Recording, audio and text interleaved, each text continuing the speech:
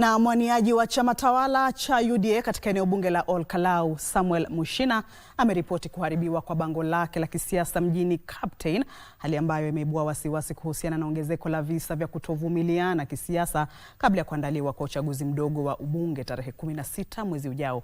Mushina akiwa ameandamana na maafisa kutoka afisi ya rais ya utekelezaji miradi maalum na uchumi bunifu, pia aliashiria nia ya kuarifu rasmi tume ya uchaguzi na mipaka nchini IEBC ili kuiwezesha kuingilia kati na kuzuia kukithiri kwa visa vya ghasia vinavyohusishwa na siasa za uchaguzi mdogo. Huyu hapa Gishuki Wachira na mengi zaidi. Akizungumza baada ya kuripoti uharibifu wa bango lake la kisiasa, mgombezi wa chama cha UDA Samuel Mushina alitoa wito kwa wapinzani wake kudumisha amani, akikariri kuwa uchaguzi utakamilika na wakazi wa Ol Kalou wataendelea kuishi kwa pamoja.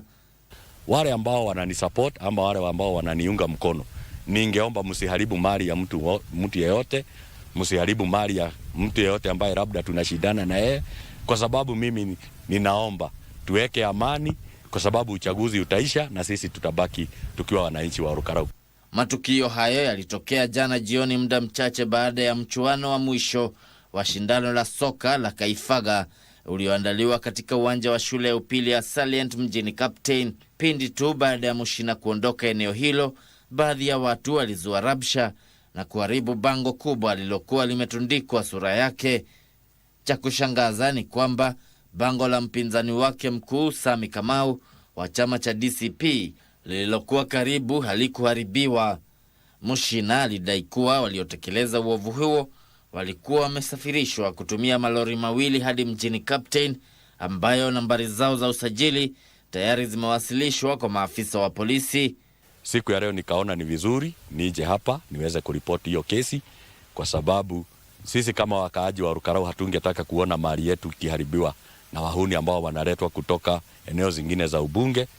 Na mimi nikifikiria ni wale ambao tunashindana na wao wanaleta hao wahuni.